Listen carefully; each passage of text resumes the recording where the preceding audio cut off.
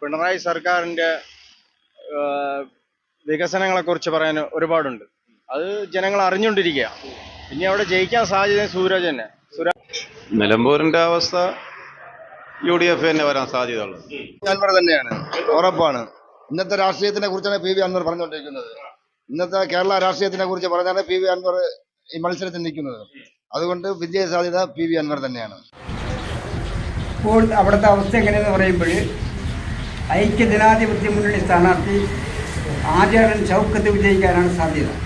സ്ഥാനാർത്ഥിയായ സുരാജിനെ വരുന്ന ജനങ്ങൾ ആഗ്രഹിക്കുന്നുണ്ട്. കേരളത്തിലെ എല്ലാ ജനങ്ങളും ആഗ്രഹിക്കുന്നു. ഞാനും ഈ നേമന്ന മണ്ഡലത്തിൽ നിന്ന് ആഗ്രഹിക്കുന്നുണ്ട്.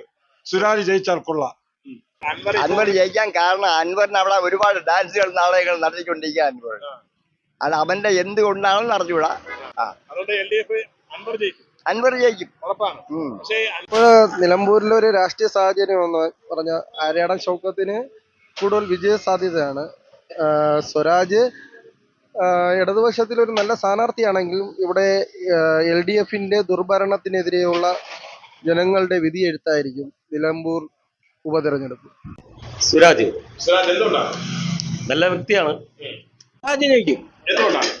നല്ല വികസനങ്ങളുള്ളതുകൊണ്ട് ജയിക്കും. പക്ഷേ ആ LDF ഭരണം പരാജയം എന്ന് പറഞ്ഞുകൊണ്ടാണല്ലോ അൻവർ ഇപ്പൊ രാജിവെച്ച് പോയത്. അൻവറിന്റെ നമ്മൾ ഒരു മുഴുവനിലേക്ക് എടുക്കുന്നില്ല. അൻവർ രാജിവെച്ച് പോയിട്ട് വീണ്ടും അവിടെ ഇലക്ഷനെ നേരിടുന്നത് അൻവറിനോട് വെല്ലുവിളിയാണ്.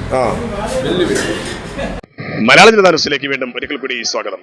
നിലമ്പൂർ ഉപതെരഞ്ഞെടുപ്പ് വളരെയധികം ചർച്ചാ വിഷയമായിരിക്കുന്ന സാഹചര്യത്തിലാണ് മലയാള ജനതാ ന്യൂസ് തിരുവനന്തപുരത്തു നിന്നും ജനങ്ങളുടെ അഭിപ്രായങ്ങളൊന്നും നിങ്ങളുമായി ടെലികാസ്റ്റ് ചെയ്യുന്നത്.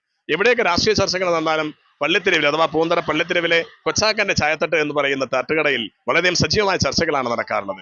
എവിടെയൊക്കെ ആരൊക്കെ വിജയിക്കുമെന്നുള്ളത് ദീർഘവീക്ഷണത്തോടുകൂടി ചർച്ച ചെയ്യുകയാണ് മുജീബാക്കന്റെ തട്ടുകടയിൽ. എങ്കിൽ ഇവിടെയുള്ള ജനങ്ങളുടെ ഒരു അഭിപ്രായം നമുക്ക് നടത്തിയിടാം. ആരാണ് നിലമ്പൂർ വിജയിക്കുക? തന്റെ സ്ഥാനം രാജിവെച്ചുകൊണ്ട് LDFന്റെ പരാജയം അല്ലെങ്കിൽ LDFന്റെ കൊള്ളരുതായ്മകൾ പറഞ്ഞുകൊണ്ടാണ് അൻവർ രാജിവെച്ച് പുറത്തുപോയത്. എങ്കിൽ അൻവർ മത്സരിക്കുന്നത് അൻവർ വിജയിക്കുമോ? ഇല്ല, ആര്യൻ ഷൗക്കത്ത് അവിടെ മത്സരിക്കുന്നുണ്ട്. പിതാവിന്റെ ആ ഒരു പാരമ്പര്യം നിലനിർത്തിക്കൊണ്ട് അദ്ദേഹം ജയിക്കുമെന്നുള്ള പ്രഖ്യാപനം, അത് ജയിക്കുമോ ഇല്ലയോ? ഇല്ല, LDFന്റെ തുടർഭരണം നേട്ടങ്ങൾ പറഞ്ഞുകൊണ്ട് സ്വരാജും അവിടെ മത്സരിക്കുന്നത്. LDFന്റെ സാരഥിയായി സ്വരാജ് ജയിക്കുമോ? നമുക്ക് എന്തായാലും ചർച്ച ചെയ്യുകയാണ്. മലയാള ജനതാ ന്യൂസ് വഴി ജനങ്ങളുടെ അഭിപ്രായം നോക്കുക. നിങ്ങളുടെ കമന്റ്സുകൾ പ്രതീക്ഷിക്കുകയാണ്. ഏവരെയും ഈ എപ്പിസോഡിലേക്ക് സ്വാഗതം ചെയ്യുകയാണ്.